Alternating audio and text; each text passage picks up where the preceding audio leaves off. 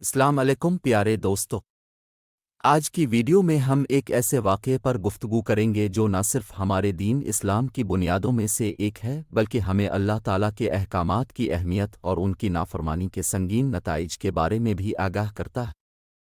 ہم بات کریں گے ابلیس کے واقعے کی، جو پہلے اللہ کا انتہائی عبادت گزار بندہ تھا، لیکن پھر اس نے اللہ کے حکم کی نافرمانی کیوں کی اور اس کا انجام کیا ہوا۔ یہ کہانی ہمیں بہت سے اہم سبق سکھاتی ہے جنہیں سمجھنا اور اپنی زندگی میں اپنانا ضروری ہے۔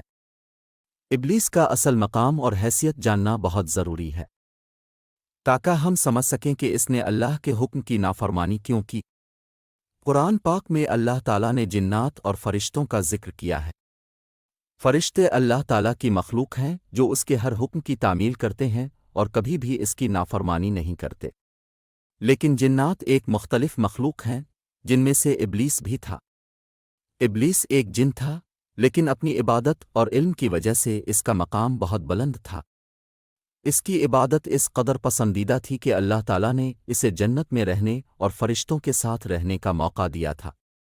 ابلیس کا یہ بلند مقام اس کے لیے آزمائش بن گیا کیونکہ اس کے دل میں غرور پیدا ہونے لگا۔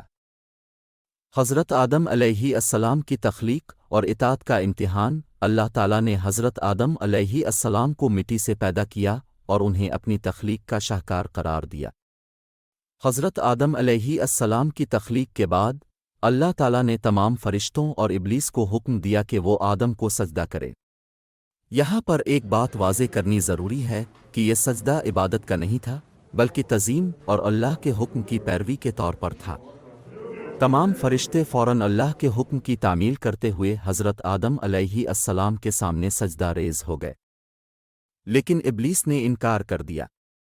ابلیس کا کہنا تھا، میں اسے سجدہ نہیں کر سکتا کیونکہ میں آگ سے پیدا کیا گیا ہوں اور یہ مٹی سے، میں اس سے برتر ہوں، اس لیے میں اس کے سامنے سجدہ نہیں کروں گا۔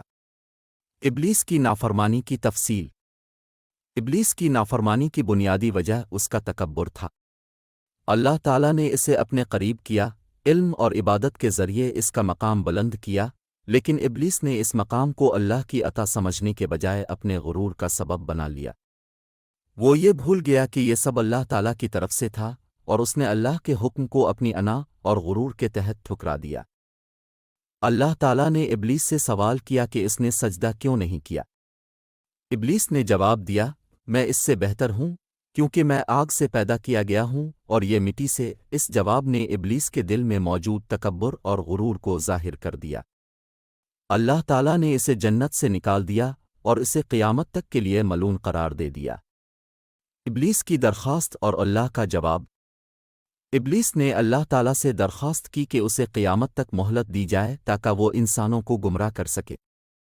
اللہ تعالیٰ نے اسے یہ مہلت دے دی، لیکن ساتھ ہی فرمایا کہ میرے مخلص بندے تمہارے بہکاوے میں نہیں آئیں گے۔ یہ ایک اہم نکتہ ہے جو ہمیں بتاتا ہے کہ اللہ کے سچے اور مخلص بندے شیطان کے وسوسوں اور فریب سے محفوظ رہتے ہیں۔ ابلیس نے اللہ تعالیٰ کو چیلنج دیا کہ وہ انسانوں کو گمراہ کرے گا اور انہیں سیدھے راستے سے بھٹکا دے گا۔ اس کے بعد سے ابلیس نے اپنی تمام تر کوششیں انسانوں کو گمراہ کرنے پر مرکوز کر دیں اور قیامت تک یہ سلسلہ جاری رہے گا۔ نافرمانی کے نتائج۔ ابلیس کی نافرمانی اور غرور کا نتیجہ انتہائی سنگین تھا۔ اللہ تعالیٰ نے اسے اپنی بارگاہ سے نکال دیا اور اسے ہمیشہ کے لیے ملعون اور راند درگاہ قرار دے دیا۔ وہ جو پہلے اللہ کے قریب تھا، اب ہمیشہ کے لیے اس کی رحمت سے محروم ہو گیا۔ ابلیس کی یہ کہانی ہمیں یہ سکھاتی ہے کہ اللہ تعالیٰ کے احکامات کی پیروی کس قدر ضروری ہے۔ نافرمانی کا انجام ہمیشہ نقصان دہ ہوتا ہے، چاہے وہ دنیا میں ہو یا آخرت میں۔ تکبر اور غرور انسان کو تباہی کے راستے پر ڈال دیتا ہے اور اللہ کے حکم کو ٹھکرانا کبھی بھی درست نہیں ہو سکتا۔ سبق اور اہمیت۔ ابلیس کی کہانی میں ہمارے لیے بہت سے سبق موجود ہیں۔ تکبر کا نقصان۔ ابلیس کا تکبر اس کی بربادی کا سبب بنا۔ ہمیں ہر حال میں عاجزی اور انکساری کے ساتھ زندگی گزارنی چاہیے۔ اللہ کے حکم کی پیروی، اللہ کے احکامات کو کبھی بھی اپنی انا یا غرور کی وجہ سے نظر انداز نہیں کرنا چاہیے۔ جو لوگ اللہ کے احکامات کی پیروی کرتے ہیں وہی کامیاب ہوتے ہیں۔ شیطان کے وسوسوں سے بچنا۔ ابلیس قیامت تک ہمیں گمراہ کرنے کی کوشش کرے گا، لیکن اللہ کے مخلص بندے اس کے بہکاوے سے محفوظ رہتے ہیں۔ ہمیں اپنے ایمان کو مضبوط رکھنا چاہیے اور شیطان کے وسوسوں سے بچنے کی کوشش کرنی چاہیے۔ دوستو، ابلیس کی کہانی ہمیں یہ بتاتی ہے کہ ہمیں کبھی بھی اللہ کے حکم سے سرکشی نہیں کرنی چاہیے۔ تکبر اور غرور سے بچنا چاہیے، کیونکہ یہ انسان کو تباہی کے راستے پر ڈال دیتے ہیں۔ اللہ تعالی ہمیں شیطان کے وسوسوں سے محفوظ رکھے اور ہمیں ہمیشہ اپنے احکامات کی پیروی کرنے کی توفیق عطا فرمائے۔ آمین۔ امید ہے کہ آپ کو آج کی یہ ویڈیو پسند آئی ہوگی اور اپنے اس سے کچھ نیا سیکھا ہوگا۔ اگر آپ کو ہماری یہ کاوش پسند آئی ہو تو ہمارے چینل کو سبسکرائب کریں، ویڈیو کو لائک کریں اور شیئر کریں تاکہ دوسروں تک بھی یہ معلومات پہنچ سکیں۔ اللہ حافظ۔